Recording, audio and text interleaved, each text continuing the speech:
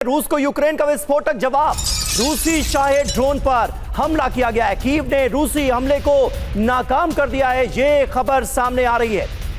तो ये एक और हमले की खबर, रूसी शाहे ड्रोन पर हमला हुआ है और रूस को यूक्रेन का ये विस्फोटक जवाब मिला है। और देखिए एक और बड़ी खबर, यूक्रेन ने रूस का हमला नाकाम किया है। यूक्रेन ने इंटरसेप्ट किया है रूसी ड्रोन। रूसी शाहिद 136 ड्रोन को नष्ट किया गया है। ड्रोन इंटरसेप्ट का लाइव वीडियो ये देखिए आप। Вау! Молодец! Вау! Молодец! और इस बीच यूक्रेन के पोर्ट सिटी ओडेसा पर भी रूस का हमला हुआ है। ओडेसा में रिहायशी इलाकों को भी नहीं बख्शा गया, यहां पर भी अटैक हुए। ये देखिए तस्वीरें, ड्रोन हमले में 3 बच्चों समेत 9 लोग घायल हुए हैं। ये देखिए किस तरह से एक बहुत बड़ा इलाका आग के शोलों की चपेट में नजर आ रहा है। हमले के फौरन बाद की ये तस्वीरें हैं। पूरा इलाका धुआं धुआं हो गया है, जलकर खाक हो गई हैं वो तमाम इमारतें जो यहां पर मौजूद थी। और एक और बड़ी खबर, यूक्रेन का रूस को विध्वंसक जवाब। पर्म में केमिकल प्लांट पर हमला किया। देखिए यूक्रेन भी रुकने का नाम नहीं ले रहा। यूक्रेनी हमले के बाद प्लांट को ठप कर दिया गया है। प्लांट का काम ठप हो गया है। रूसी सेना के लिए इस्तेमाल किया जा रहा था इस प्लांट को। तो देखिए आप, यूक्रेन की तरफ से भी जवाब दिया गया है रूसी अटैक का। और ये तस्वीरें उसी से जुड़ी हुई। मनीष झा हमारे साथ, हमारे सहयोगी इस वक्त मौजूद हैं। मनीष, मार्को रूबियो ने एक बयान दिया, उससे कहीं ना कहीं यह संकेत मिलता हुआ नजर आया कि अमेरिका पछता रहा है।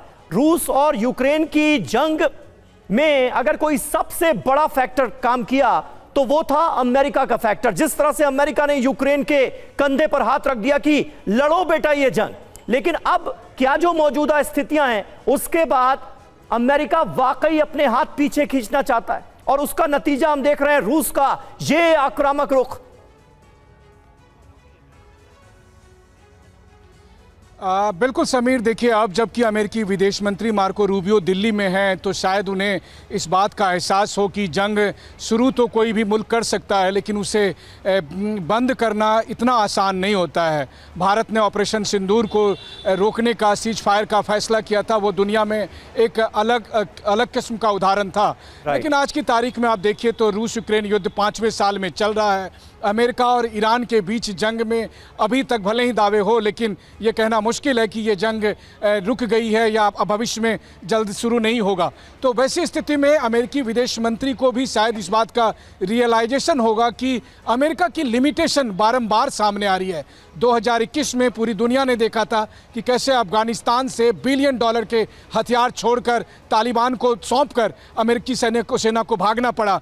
2022 से रूस यूक्रेन युद्ध के दरमियान अमेरिका और 30 मुल्कों की पूरी ताकत लगा देने के बावजूद रूस को कमज़ोर नहीं किया जा सका और 40 दिन के ईरान के साथ जंग में ईरान का कुछ नहीं बिगड़ा। तो वैसी स्थिति में यह साफ तौर पर दिख रहा है कि अमेरिका अब वो सुपर पावर नहीं रहा। अमेरिकन हेजेमनी अब वैसी नहीं रही जिस बात का वो दावा करते थे। तो शायद दिल्ली में रहते हुए उन्हें इस बात का एहसास हो कि दुनिया बदल रही है। भारत जैसे देश इस नए वर्ल्ड ऑर्डर में महत्वपूर्ण भूमिका निभा रहे हैं, तो ऐसे में उन्हें अपनी अकड़ को ख़त्म करना होगा। प्रेसिडेंट ट्रंप जो गाहे बगाहे भारत को गाली देने लगते हैं, ट्रंप एडमिनिस्ट्रेशन के लोग जो लगातार भारत को डिक्टेट करने की कोशिश करते हैं कि भारत कहाँ से तेल खरीदे, कहाँ से नहीं खरीदे, इन सब बातों पर उन्हें आत्ममंथन करने की ज़रूरत है। और अगर वो नहीं करेंगे तो फिर ये इसी तरह का हाल होगा जैसा हाल इन दिनों अमेरिका को पूरी दुनिया के सामने अपनी फजीहत कराते हुए देखना पड़ रहा है। बिल्कुल, और इन सब के बीच मनीष, काफी ज्यादा जो अमेरिका की विश्वसनीयता है वो भी बहुत ज्यादा कम हुई है, यहां तक कि खत्म भी होती हुई नजर आ रही है।